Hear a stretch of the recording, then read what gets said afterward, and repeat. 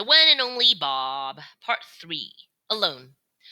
The truck happened without warning one night. They threw us in a box, left my mom behind. I can still hear her frantic howl. I landed in a muddy ditch. It was a cloudy night, nearly freezing. Even the moon had abandoned me. And the smells? Everything so wild and unknown. Animals with big jaws and bigger appetites. Birds that swooped in to kill. Death and life, all mixed up together.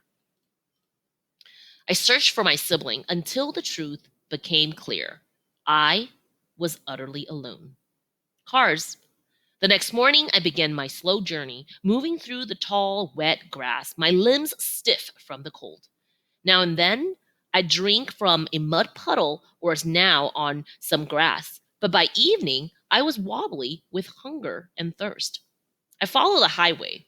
Every time a four-wheeled creature roared by, I froze in fear. And yet, and this is what slays me, I knew that cars meant humans, and humans meant the possibility of living just as much as they meant the possibility of dying. The owl. Darkness has fallen when it came out of nowhere. The owl. A shadow in a shadow. They don't make a sound, not a sound. It's quite impressive when you think about it. Luck. Just as her talons, those marvelous weapons, raked my fur, I caught my right front foot, in a small hole and stumbled. If she'd gotten hold of my body, I wouldn't be here. But all she managed to do was grab my tail. Only time in my life I regretted my handsome hindquarters. I was airborne, hanging upside down, dizzy and dazed, and just crazy enough to think, hey, I'm actually flying, before the terror hit full force.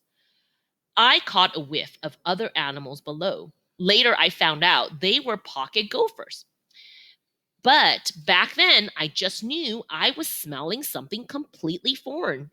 The owl must have decided the gophers would make a more satisfying meal. She let loose her grip, and I plummeted to the earth.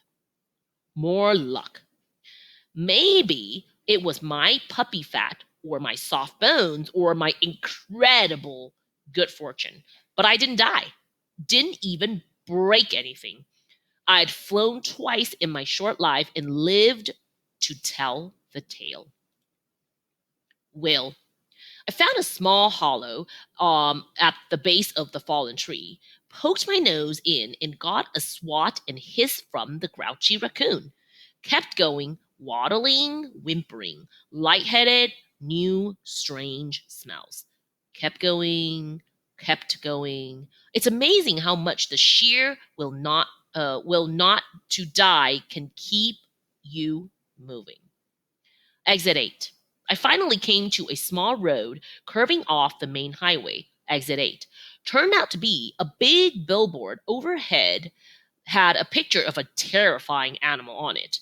Of course, I didn't know what a billboard is, didn't know that the scary animal was a gorilla, let alone that he would become my dearest friend. But something told me to follow the off ramp.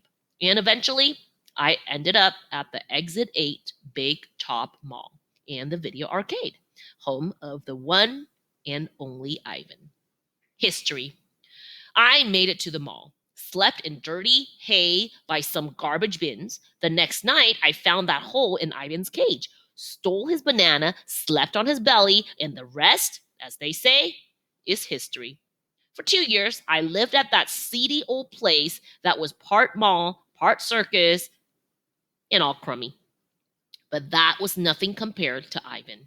He spent 27 lousy years there, and our dear friend Stella, an old circus elephant, was stuck there for most of her life, too. When Stella passed away, it nearly broke Ivan's heart. I tried like crazy to get him through those dark days, but what really saved him, I think, was Ruby, our baby elephant friend. Before Stella died, Ivan promised her he'd get Ruby out of that awful place. And to my amazement, he actually pulled it off. Ivan and Ruby and a bunch of our other pals ended up going to different places, zoos and sanctuaries that knew how to take care of them. They are with others of their own kind, and they are loved and well cared of. It's been over a year now since we all moved, and they seem so much happier. Me, I lucked out. My girl, Julia, whose dad had worked at the mall, decided her family needed a dog. Who was I to argue?